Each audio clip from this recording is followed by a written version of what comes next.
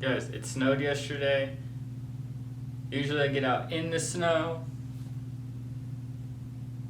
but I'm here doing this. So, what's up, everybody?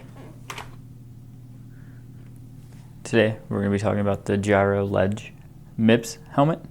Nothing too crazy. This is going to be a quick overview. It's really just a basic helmet, but it does come with MIPS. It does meet all the safety certifications, so I thought I would talk about it. So this helmet is going to come with MIPS. So, and it comes with MIPS. What MIPS is just going to be in between the foam and the cage, or pretty much the cage that your head's going to sit in. It's going to have these little pieces that'll pretty much allow separately or move separately from the outer shell. This helps with some rotational forces going through your head. But yeah, moving on. It's going to be slightly adjustable on the frame. So it's not going to be as adjustable as something, say, with a ratchet strap in the back. But pretty much what it is it has 3 notches on the inside of the helmet right around here. You might be able to slightly see it. Yeah. Where this red is, there'll be a little pin inside this arm. You can just move it back and forth, kind of adjust, a minor adjustment to fine tune it to your head. It will come in extra small through extra large, if I'm remembering correctly. So definitely try it on. That main size of the shell that you get is going to be more important with an adjustment style like this, as opposed to having a ratchet strap. I would also recommend that you keep in mind, if you're going to be wearing a beanie, a skull cap, or a buff or balaclava underneath the helmet, and when you go try it on, bring that so you can kind of have a reference point. But besides that, moving on to something like venting, not going to be anything crazy with vents. They're just holes, no open and close or anything like that, and not many directional vents. It's going to have 2 vents in the front, 3 in the rear to try to let out some of that hot air, and then some up top, kind of release some of the air off the top of the head. This helmet does come with earpieces. I took them off. They did press in on my upper ear a little bit too much. But yeah, really easy to attach. There's just one little notch back here that it goes into, right there. And then it will be these pins or these little buckles on the side, pins on the side of the helmet. You'll just clip it in, real easy, nice and fast. I just don't have it on because I don't need them, and they hurt my ears. Moving to the back of the helmet, there is a goggle clip that comes with this, and it does fit in this back hole right here. I took mine out. Another personal preference thing. I have my goggles under my helmet. All right, so back onto just the main parts of the helmet, or just some information about it.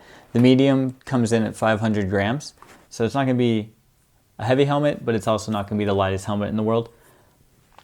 When I was looking online, I tried to look to see if Giro recommended this being a more traditional head shape or spherical head shape. They say it fits a variety of head shapes. Still think it comes down to, it may fit a variety of head shapes, but it's not going to fit everybody's head. So definitely try to find a shop that has it. It's a pretty common helmet. And even if you can find one that isn't the MIPS model, still try it on, see if it fits your head, if it's comfortable. So one thing to talk about, goggle compatibility with this helmet. Giro, however you like to say it, they say all of their goggles are seamlessly compatible with this helmet. I have not tested that personally. I have a pair of Dragon goggles, and those fit terribly with this helmet. No matter what I do, I will get a massive gap. And if I can close that gap, my goggles are pushing way too hard on my nose and my cheeks. But right now I have a pair of Zeal Lookout goggles. I'll insert a clip of me with the balaclava goggles and helmet on so you can kind of see how the fit is. I wouldn't say it's the perfect fit, not the biggest gap. I always recommend when you're going in to try a helmet on, if you already have a set of goggles, take your goggles with you, throw them on when you're trying on the helmet just to make sure it's the right fit or you're not getting a massive gap if that's something that bothers you, or vice versa. So that's just my advice. Take it if you want it. And then yeah, moving down to the straps, real basic strap here. It's just gonna use just a normal clip. No magnets, nothing like that. Just nice and simple, something you're used to. It can be done with one hand, easier with two. I always have to take my gloves off to clip my helmet, but that's just how it is for me with any helmet that I've had, so not a deal breaker for me. But yeah, wrapping it up, just some of the highlights on this helmet is it will come with that goggle retainer strap. Like I said, I took mine off, just a personal preference thing, but it does come with that, and it is removable. Removable ear pads, some people like them, some people don't like them. Other people, the rest of the whole helmet will fit, but the ear pads will kind of feel weird. So those are removable if you want them or if you don't. They will come on the helmet though. The goggle retainer and the ear pads will come on the helmet when you buy it, and if you want to remove it, you can just take them off.